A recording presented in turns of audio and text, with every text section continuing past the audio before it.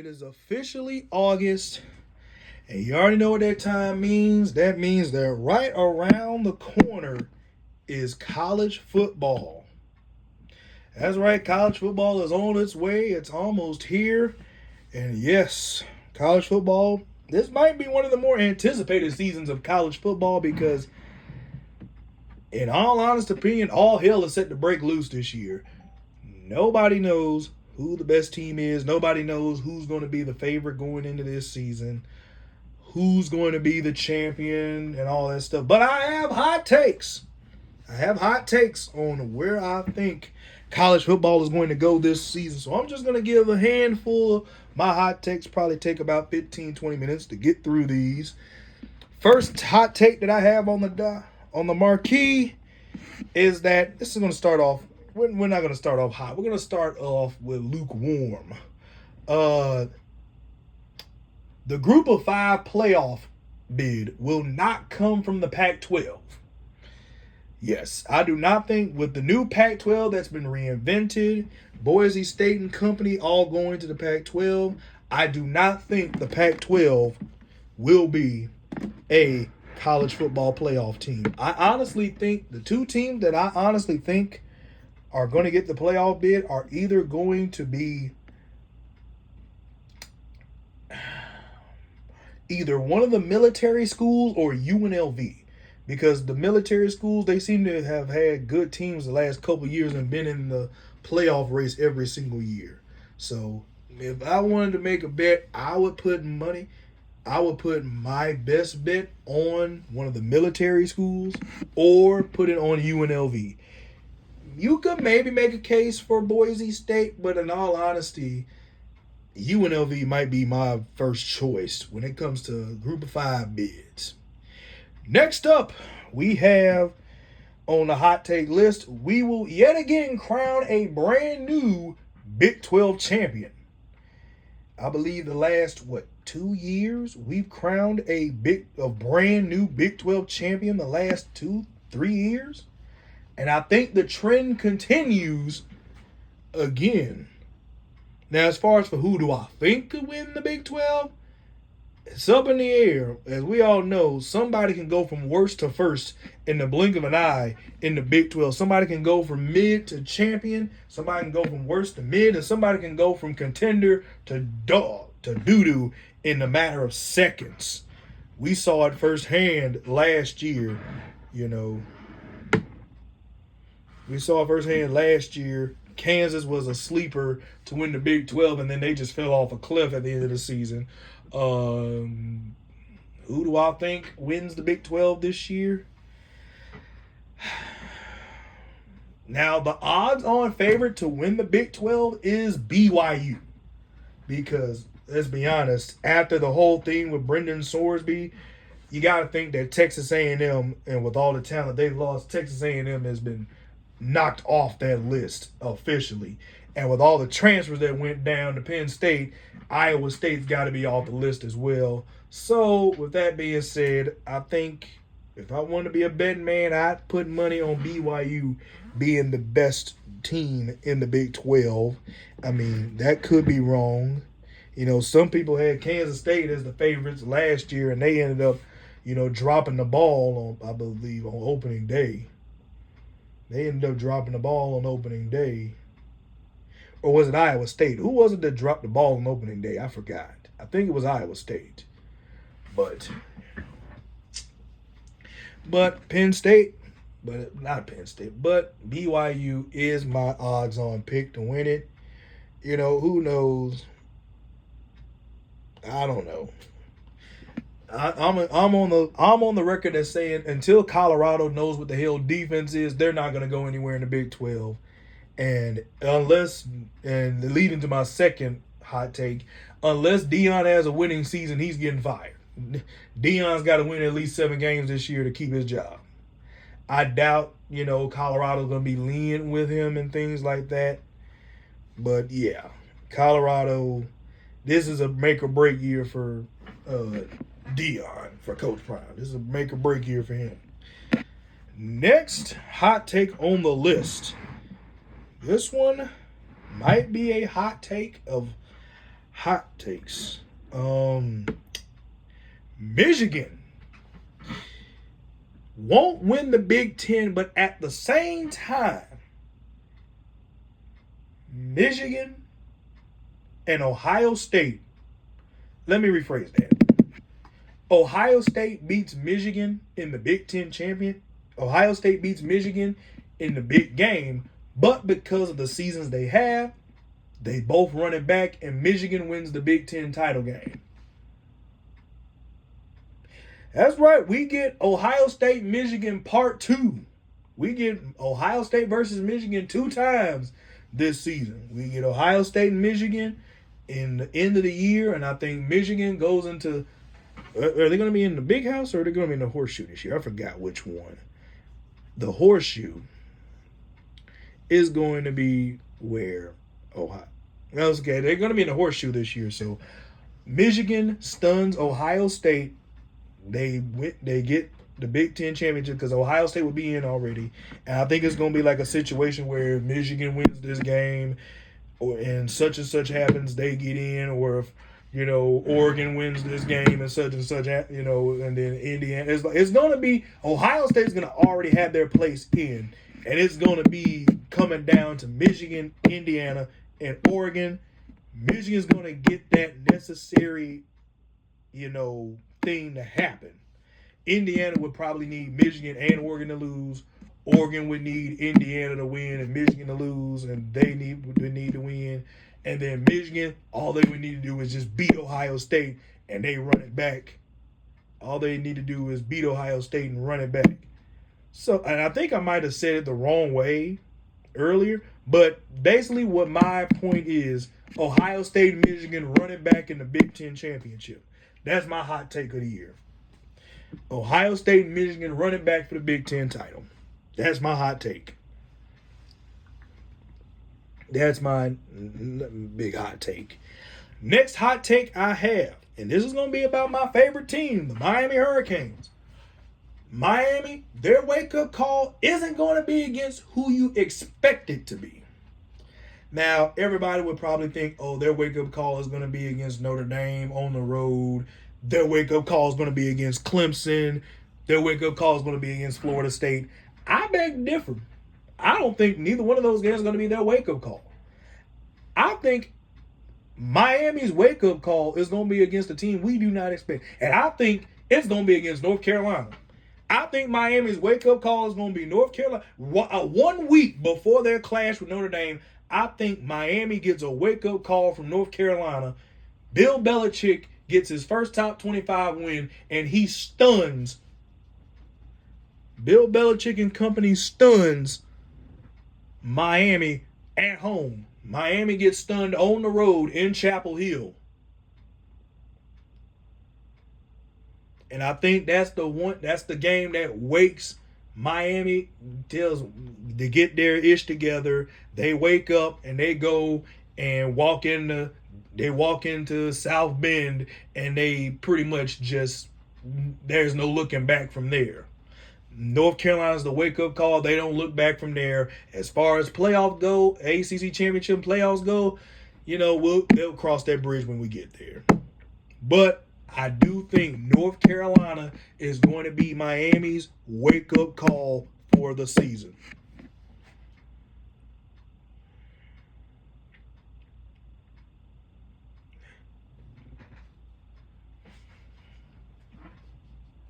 Another hot take that I have for this one.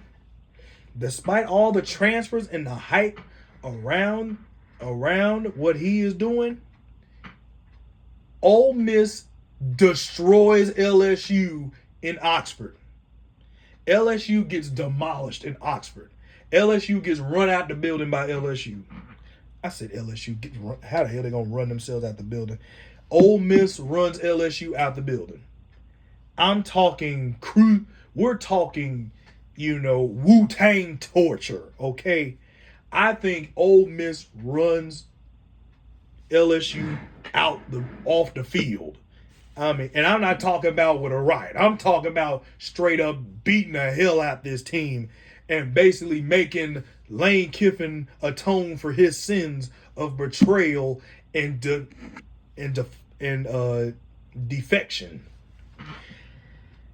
Like, don't be surprised if LSU loses by more than 28. Don't be surprised if LSU loses by more than 30 against Ole Miss this season. Don't be surprised. Because those players who were on that team last year, they remember what Lane Kiffin said. They remember what Lane Kiffin had to say about leaving Ole Miss. He didn't think he had a chance to win a national title. Those kids are going to take that personally. And they're going to take it real personal.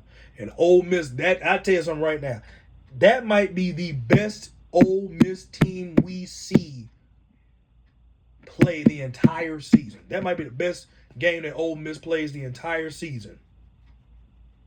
That might be the best game they play the entire season. Hell, they might not even have this much hatred for Mississippi State. Okay? That's how much they're going to exude into LSU in that game. That's how much they're going to exude.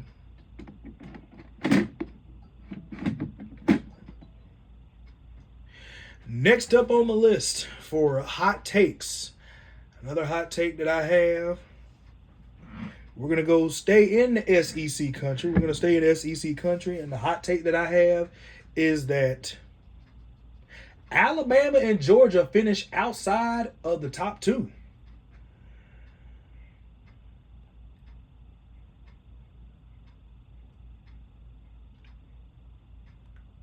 Yes, I don't know if Georgia has the offense to return to the playoff, to return to the SEC championship. I don't know if they have the offense to go to the SEC title this year. We all know Georgia's going to always have a defense. Georgia's always going to have a championship defense, but I don't know if their offense is capable of winning a national title. Same case with Alabama. We know the defense is going to show up and show out, but the question is that fresh? Are there trained of freshmen and sophomore quarterbacks going to be able to handle the pressure of being in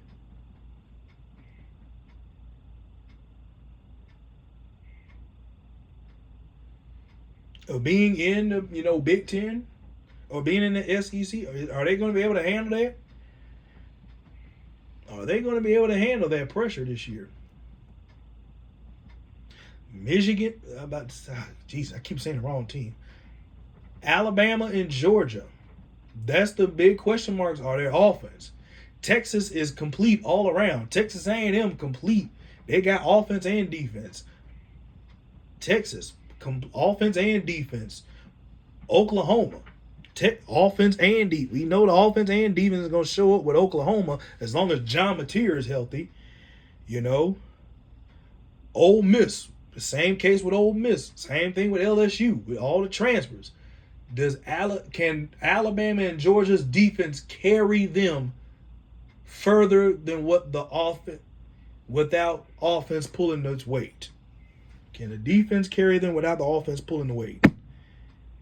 And I think, with that being said, I think we either get a Lone Star Showdown for the SEC championship, or we get LSU sneaks back into the title game. One of those things happen. We're going to roll back to the Big Ten. We're going to roll back to the Big Ten, and we're going to go with Indiana. Indiana will make it back to the college football playoff, but it will probably be in a 7-10, 8-9 matchup. They're probably going to be a 7-10, 8-9 matchup. The question is, can Josh Hoover, pick up where Fernando Mendoza left off? I do know they have a hell of an offensive line at Indiana. The defense is pretty good, but the question is, can they ride that momentum? Can they ride the momentum of a national championship, or is this team going to fall off? Is this team a dynasty, a powerhouse in the making, or is this team just once in a lifetime? Or was last year's team just once in a lifetime? That's the question we got to ask about Indiana. And hopefully, there were some teams who were once in a lifetime. A team that comes to mind that was once in BYU from like the 80s. I think it was an 80-something BYU team. Or the,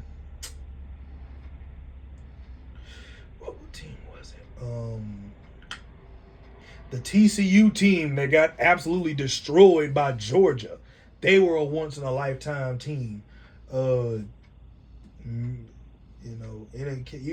could possibly say Michigan, the year, Michigan in 2020, was it 2023. That Michigan team was probably once in a lifetime, unless they show something this year. That Michigan team might be once in a lifetime. Or 97 Washington, that was a once in a lifetime team. Is this Indiana team once in a lifetime, or is this Indiana program here to stay? And I do think they're going to be here to stay. I just think that their season's going to end a little bit sooner. Next hot take I have on my list is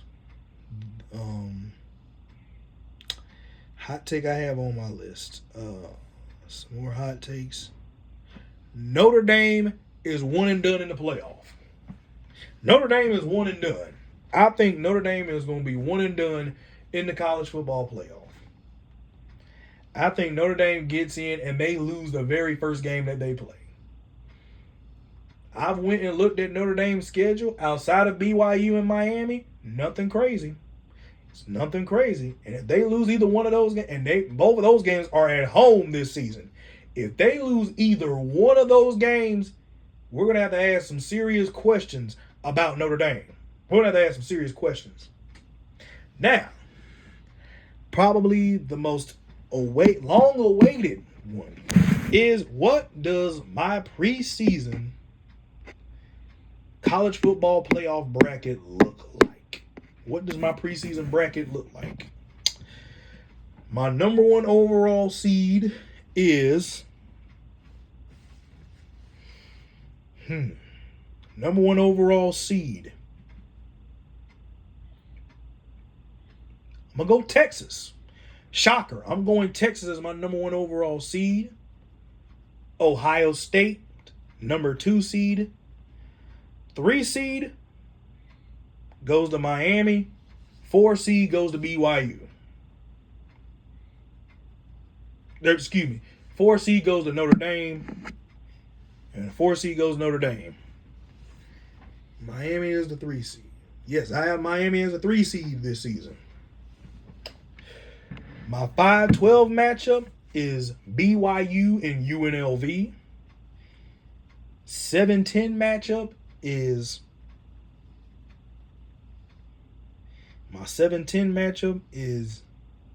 SMU and LSU. That's my 7-10 matchup.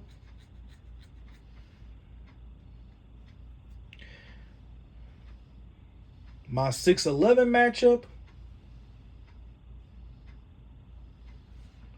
is Oregon versus Ohio State. And my 8-9 matchup is Indiana versus Texas A&M. That's my 12 that makes it there. And those are all of my hot takes for right now. I could be completely 100% wrong about these hot takes, or I could be right on the goddamn money. Who knows? We just got to see how the games are played. Remember, I'm not claiming that I'm perfect, okay? I'm not ESPN, who will flat out say that Penn State and Clemson are going to be playoff contenders and then double down on it. I'm different. And that's the video.